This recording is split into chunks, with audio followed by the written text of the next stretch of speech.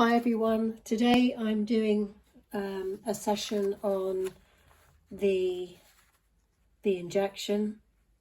I'm going to keep the language very general, but the injection. So there have been a couple of items in the news where people have been experiencing specific problems, and these two problems are blood clots and something called transverse myelitis. And I'm going to tell today what I've been bringing through regarding why that's happening and what the ingredients are, and to some extent how they work. I'm not going to mention any names that are making them, but I am going to refer you to further research that I have got here. So the first question I asked that I heard about was, well, the first question I wanted to know, first of all, was just a general question, and I put it out to my friends and they also wanted to know, is the injection safe? And it said no. And then I asked, what are the effects on the physical body? And the answer is such that they have the effect of being anticoagulant, i.e. they being the injection, in forms that make blood vessels more porous, such that making incisions into the skin will cause bleeding to happen more profusely. And then when I did the research, I could see that there's a company that makes a certain type of lipid, which came up on my feed, and that company's called Complexa, and the lipid is called CXA10, and it's mainly it's a new lipid that was given novel status in 2019. It's an anticoagulant in terms of, that's what Spirit told me, and also I've done lots of more research on it, and here, okay, so that's the other one, but I have lots of notes about the interrupting of the blood clotting pathways. So the main ingredient, so that's the next question I asked, was what's the main ingredient in the injection that makes it have anticoagulant effect? The main ingredient in the injection is that it can have the effect of being anticoagulant, is that of steroids that use lipids to infiltrate the system of blood clotting. And that's when I went off on my research and I found this company, this drug name, and followed its path, and who's developing it and who's working on it and who's the lead person in terms of the government giving the tender to, is this company called Complexa, and that's what it does. It interferes with a pathway in the blood clotting process. So, and that was other questions related to the questions before, and that I've already told you about, what has been done to support the New Digital Society. And then I asked a question about the PCR test, which I don't quite understand at the moment, but I will ask more questions on that. So then I went on to ask, can you tell me more about the ingredients that are in the injection? And it says, yes, the ingredients are such that they are tested on animals in the first place. Then they are used to develop vaccines in the medical field. They are then used to define the application of such methods to enhance immunity statistics in the community. So that's basic stuff, okay? In terms of how things are developed. And then I asked on the 1st of April, what is the ingredient that's causing people to experience numbness and pins and needles in their extremities and tongue? So this question was based on a radio show that I was sent, where a lady whose husband had had the injection and was a totally fit 58-year-old man working on an oil rig, and he became unable to walk, couldn't talk, basically lost the use of his extremities, and had pins and needles in his arms and his tongue. So this condition, they found out finally once he got sorted, and that's a whole story in itself, is called transverse myelitis. And so I asked about the main ingredient, and the main ingredient is something that these companies use, and I won't mention it, but it begins with the first letter of the alphabet, used to make proteins reproduce in the cell membrane. Okay, so the main ingredient, it uses proteins to reproduce in the cell membrane. This has the effect of notifying the body's immune system that it needs to break down the elements that are causing the relevance amplifiers. Now, this is a new word on me. I've never heard of this word. The Spirit generally gives me new words, but it does make sense. So it causes the relevance amplifiers to sort the wheat from the chaff. Okay. In this vein, the relevance amplifiers act as buffers to anything that causes disturbance to the dynamic equilibrium of the cell's environment.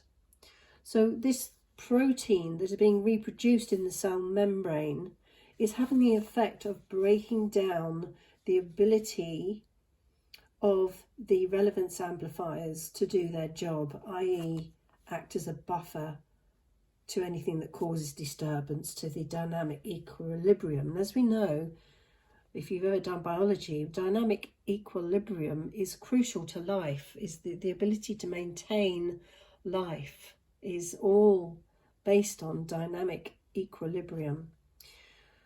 So, and then I asked what elements cause relevance amplifiers to sort the wheat from the chaff, because I just wanted to know what this protein is actually breaking down. And it says that these are such that they notify the brain to produce chemicals that are lipid based, and they have antibody detectors that detect whether or not there is enough of a substance to ensure a protective effect. And there was a study on cell.com about mRNA, a novel avenue to antibody therapy, and that was published in April 2019. So basically, at the end of it, this protein leaves the body unprotected because it can't detect if there's enough of a substance of protective effect. And then I said, can you let me know the impact of the breakdown of antibody detectors? And these are such that it interferes with the process of detecting antibody substance indices, such as plasma markers that detect disturbances. So the plasma markers, this is another new word that I've not heard of. And I've asked, what are the plasma markers made of? These are made of energies that are able to decipher the codes of conductive energy. Made of energies that are able to decipher the codes of conductive energy that translate energy into markers for disturbance. So this becomes like an energetic disturbance, okay? So then we're going into the metaphysical, and then I did a whole load of research on that. But that might be free. You may not need to know it for the purpose of this video. So what is the something that uses the proteins to produce in the cell membrane? So I'm going back to that original question, what is the something? And the answer is such that it reproduces cytokines in the cellular structure of the membrane's outer layer of the lipid. So now we're down to that cytokine story, which we've been hearing in the media. Then I ask, what is the link between cytokines and mRNA? is such that the polymers of bindings create sufficient attachment to the vesicles in a way that enhances absorption into the cell's membrane. So better delivery, the cytokines give better delivery of the mRNA, which is being injected into people's muscles, or in some cases, which is very bad, into the blood, because they're not, according to this medical doctor, they should be aspiring before they push the stuff into the people's arms to make sure they haven't gone into a vein, and they should do it muscularly, intramuscularly. Why is it important and then I asked, why is it important for cytokines to enter into the cell's membrane? And it says because they interfere with the ability of the cell to produce more infectious protein. So the cytokines do the job of immunomodulation. What is the impact of mRNA being present outside the cells of the cytoplasm? And this is what's happening. They're injecting mRNA into the body where normally it's a live virus, and then the cells make the mRNA and code for the protein.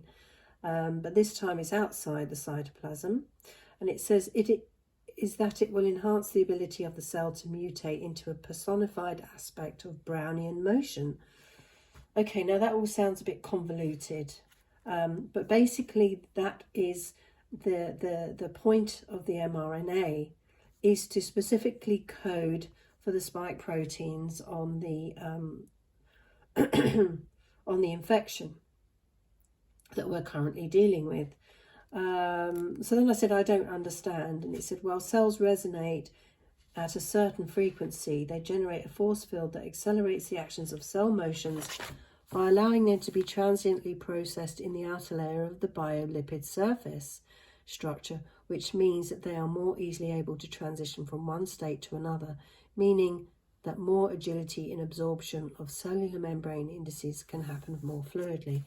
So the delivery of the mRNA is dependent on these cytokines that are being, and it helps them to cross over, and then it attaches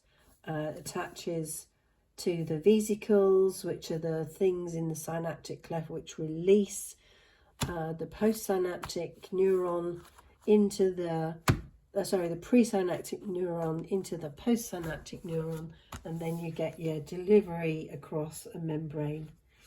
So that will kind of make sense now. It didn't before, but things come into clarity as I go through things. So that's all I've done in terms of asking questions there. But I have a diagram here which shows how it all kind of works. Basically, it's leaving the cell unprotected and unable to detect plasma markers that detect disturbances.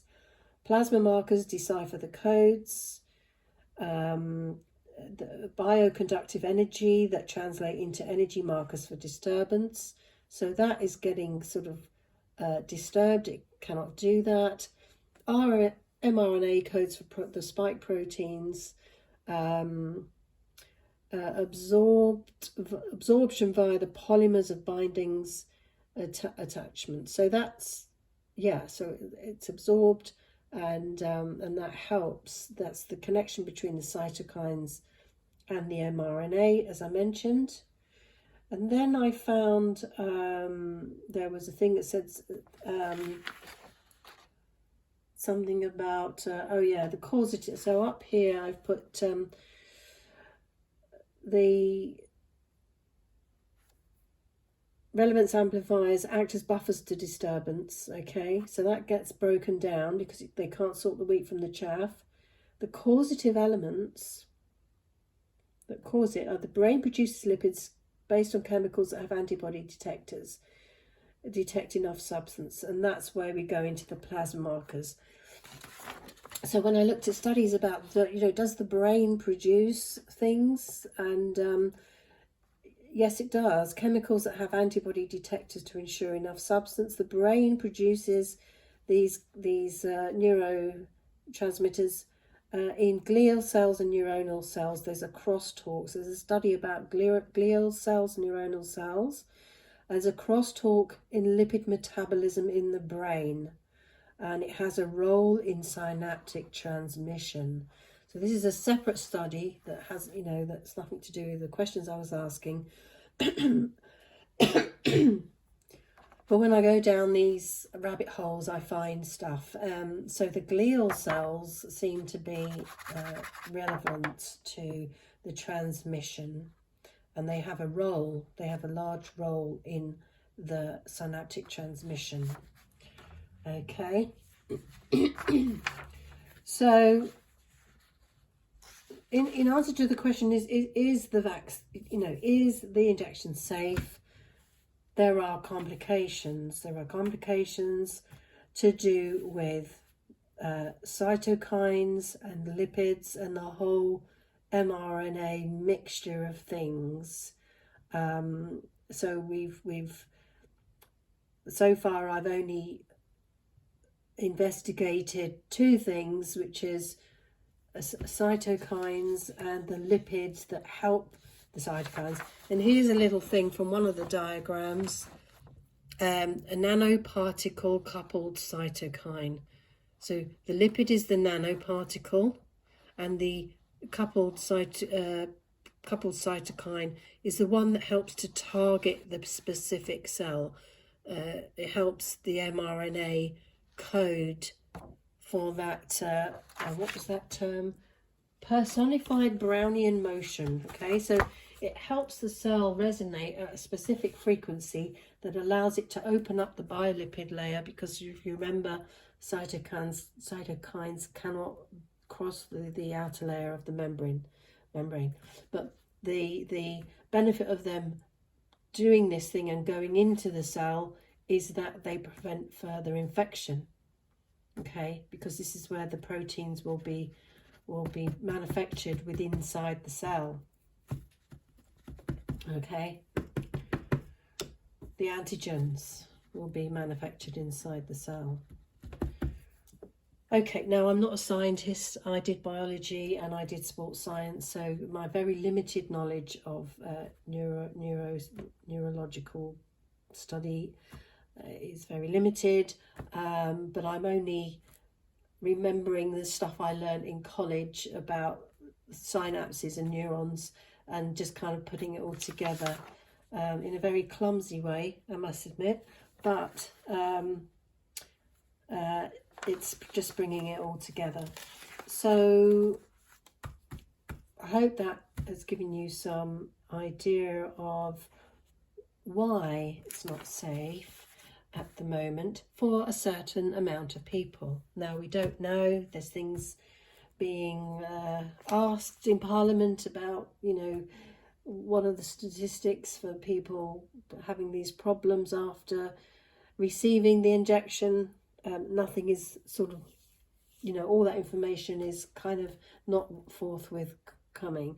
And so you just have to do your own research. And as I said before in a previous video, it's your risk whether you take it or not, okay? There's lots more to know about it. And then there is the whole status symbol of it, which is in another video called Learning to Live in a New Society. It's a status symbol.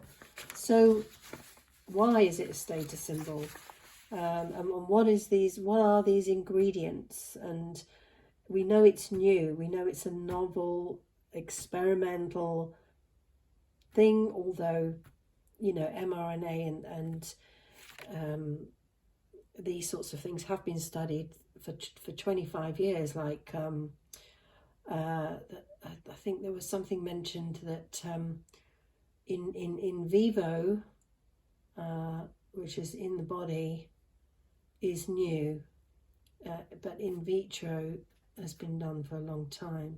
So they're trying to sort of take what they've learned in vitro with this mRNA and put it into, but it has to be in the human for it to give real results, apparently. So this is why it is an experiment. Okay. Okay, but you know, the ethical thing is, are you being informed about this? Are you being informed? You need to be informed that these things, this is how it works, and this is what you're signing up to when you want to go travelling, when you want to sign up to go to a concert, music, to follow some idol that doesn't even care about you.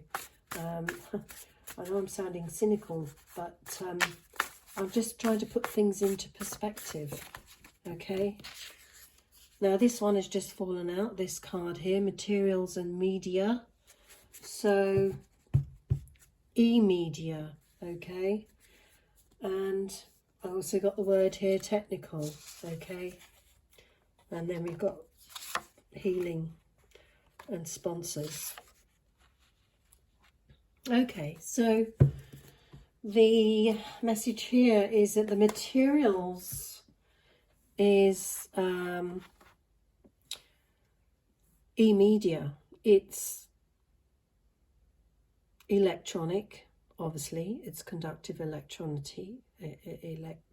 conductive electricity, signals, communication. It's a media. It's a material. And it's technical. It's a technical operation, you know, very scientific. Its aim is to heal, okay? And when we look at healing, dynamic equilibrium is the thing that needs to be maintained. And at the moment, dynamic equilibrium is being totally trashed through the sponsors of this materials. Right, so very good, and let's just pull some cards and just see what comes out very quickly on the tarot. Can you give us some messages, please, Spirit, on this topic? Let's have some cards. Let's give us some messages. Okay. And I'm rushing through this because I don't want it to be a massive video. So one card is falling out. We've got on the bottom of the deck the Eight of Cups, which is walking away from, these are emotional things, these are creative ideas, walking away to something better. And then we've got the two of Wands, which wanted to jump out of my hands for some reason. The Two of Wands, which is, you know, the world has been creative and people are now waiting for that to come into in reality.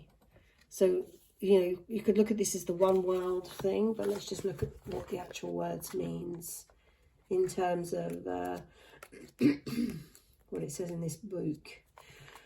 Achievement, courage, worldly desires, personal power.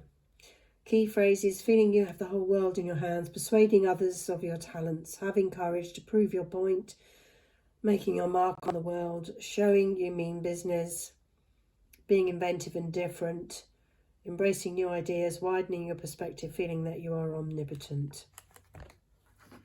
Yeah, so perhaps these sponsors are feeling that, you know, this is the energy of showing the world that you are omnipotent, and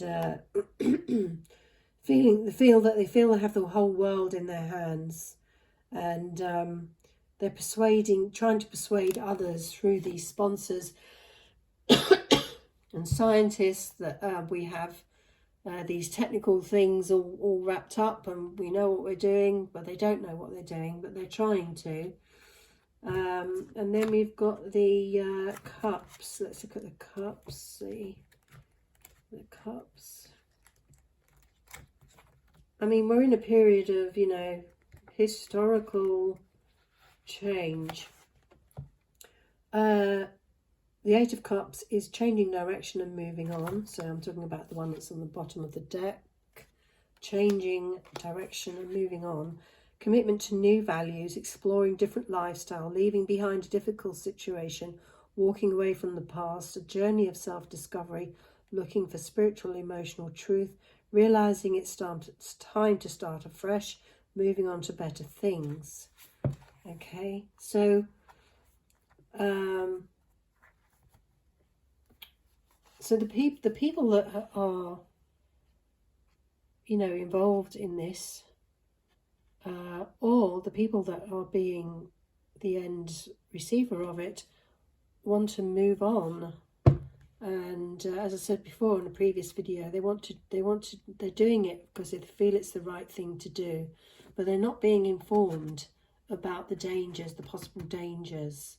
They need to be informed that these things can happen. Now there is a list of side effects that people are given, but I don't think transverse myelitis is one of them. And as I say, it's all experimental. You either take the risk and go with it, or it's one of the results of transverse myelitis is there is a potential you could end up with a disability. So anyway, I'm not going to go any further on that because this will make the video too long. But yeah, this is the sponsorship sort of. This is the thing, is a new world, world in the hands, trying to convince people of your talents. So that's where all the media comes in, the electronic media, the social media as well. I mean, it's all tying in that, I wanted to mention nerve tag as well. One more last thing. Nerve tag is the new and emerging respiratory virus threats and advisory group on the government. You can see that on the government website. It's an expert committee that advises the Department of Health and Social Care through the Chief Medical Officer, ministers and other government departments. So the nerve tag, when you think about the transverse myelitis, it attacks the nerves. That's what I wanted to tell you. Transverse myelitis interrupts the messages sent from the spinal cord into the central nervous system, and via the action of inflammation, which is the immune response. And so the cytokines are responsible they're very important for signalling.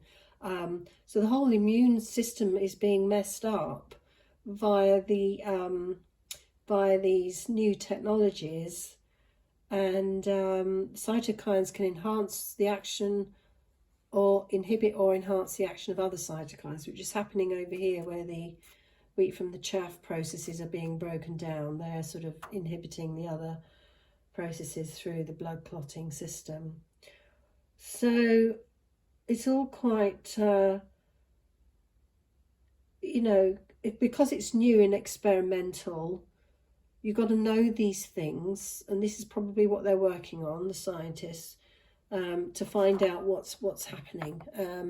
So they're not reporting things because then people won't take it, and then they can't get the data to find out. So it's kind of a catch-22 situation. But nerve tag is a nervous neurological disorder which could end up in disability. Most people recover from it, but it's not very pleasant. Some people can take years to recover, and some people can be permanently disabled. But the people in this, are people like Neil Ferguson and involved in the Imperial College.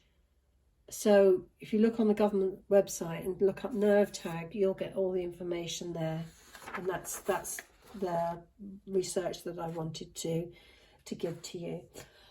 I'm sorry it's a bit rushed, but so there's a lot of complex information. I'm trying to understand all of this myself. So in a way, this is my journey to understanding.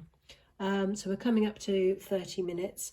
If you would like to have a coaching session with me or learn more about intuition, then please visit www.virtualworldcoachingacademy, or you can contact me via Virtual NLP Coach on Twitter, Instagram,